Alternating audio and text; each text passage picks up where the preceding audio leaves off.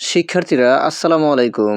আজকের ভিডিওতে আমরা নবম দশম শ্রেণীর গণিত বিষয়ের 16.2 অনুশীলনী থেকে উদাহরণ 16 এর সমস্যাটির সমাধান করব।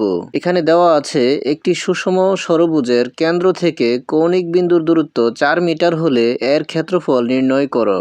অর্থাৎ প্রশ্নে বলা আছে একটি সুষম ষড়ভুজের কেন্দ্র থেকে এর কৌণিক বিন্দুর দূরত্ব 4 মিটার।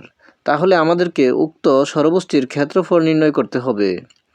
আমরা মনে করি A B C D E F একটি সুষম ষড়ভুজ। চিত্রানুযায়ী মনে করে নিলাম A B C D E F একটি সুষম ষড়ভুজ। এর কেন্দ্র ও থেকে শীর্ষবিন্দুগুলো যোগ করা হলো, ফলে 6টি সমান ক্ষেত্রবিশিষ্ট ত্রিভুজ উৎপন্ন হয়।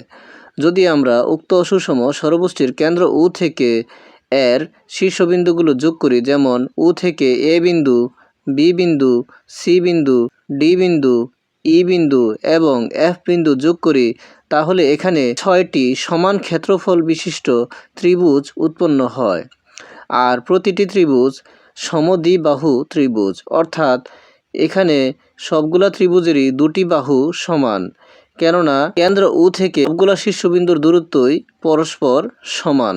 তাহলে এখানে কেন্দ্রে আমরা পাই 360 ডিগ্রি কোণ। আর যেহেতু উক্ত সুষম ষড়ভুজটি আমরা 6টি ত্রিভুজে বিভক্ত করেছি, তাহলে প্রতিটি ত্রিভুজের সমান বাহুদ্বয়ের অন্তর্ভুক্ত কোণ হবে 360 ডিগ্রি এর 6 ভাগের 1 ভাগ। যদি আমরা চিন্তা করি যে ত্রিভুজ সি ও ডি এর কোণ সি ও ডি সমান, আমরা পাই 360 ডিগ্রি ভাগ 6 সমান 60 ডিগ্রি।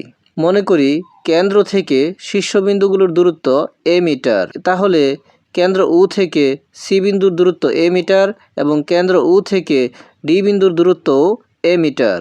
উক্ত সি ও ডি ত্রিভুজটির ও সি এবং ও ডি বাহুদ্বয়ের দৈর্ঘ্য পরস্পর সমান এবং তাদের অন্তর্ভুক্ত কোণের পরিমাণ 60 ডিগ্রি। আর আমরা জানি কোনো ত্রিভুজের দুই বাহুর দৈর্ঘ্য ও এদের অন্তর্ভুক্ত কোণ দেওয়া থাকলে ত্রিভুজটির ক্ষেত্রফল হবে হাফ ইন্টু প্রদত্ত বাহুদ্বয়ের গুণফল ইন্টু উক্ত বাহুদ্বয়ের অন্তর্ভুক্ত কোণের সাইন। তাহলে উক্ত সূত্র প্রয়োগ করে আমরা ত্রিভুজ সি ও ডি এর ক্ষেত্রফল নির্ণয় করতে পারি। সুতরাং ত্রিভুজ সি ও ডি এর ক্ষেত্রফল সমান হাফ ইন্টু, যেহেতু সন্নিহিত বাহুর দৈর্ঘ্য এ, যেমন ও সি এর দৈর্ঘ্য এ এবং ও ডি এর দৈর্ঘ্য এ, যেহেতু বাহুদ্বয় পরস্পর সমান, তাহলে হবে হাফ ইন্টু সন্নিহিত বাহুদ্বয়ের গুণফল অর্থাৎ এ ইন্টু এ এবং সন্নিহিত বাহুদ্বয়ের অন্তর্ভুক্ত কোণের পরিমাণ আমরা পেয়েছি 60 ডিগ্রি। তাহলে অন্তর্ভুক্ত কোণের সাইন অর্থাৎ সাইন 60 ডিগ্রি। তাহলে আমরা পাই হাফ ইন্টু এ ইন্টু সাইন 60 ডিগ্রি। তাহলে হবে হাফ ইন্টু এ স্কোয়ার, যেহেতু এ গুণ এ এর সাথে এ গুণ করলে হবে এ স্কোয়ার, আর সাইন 60 ডিগ্রি সমান আমরা জানি √3/2। তাহলে আমরা এখান থেকে পাই হাফ ইন্টু এ স্কোয়ার √3/2। আর √3/2 এর সাথে যদি আমরা হাফ গুণ করি, তাহলে এখানে যেহেতু নিচে 2 থাকবে এবং এখানেও 2 হবে, তাহলে 2 ইন্টু 2 4, অর্থাৎ এটি হবে √3/4 আর এ ইন্টু এ স্কোয়ার, অর্থাৎ আমরা পাই √3/4 ইন্টু এ স্কোয়ার, অর্থাৎ এর মান যেহেতু প্রশ্নে দেওয়া আছে 4, তাহলে আমরা এর স্থলে যদি 4 বসাই তাহলে হবে 4 স্কোয়ার।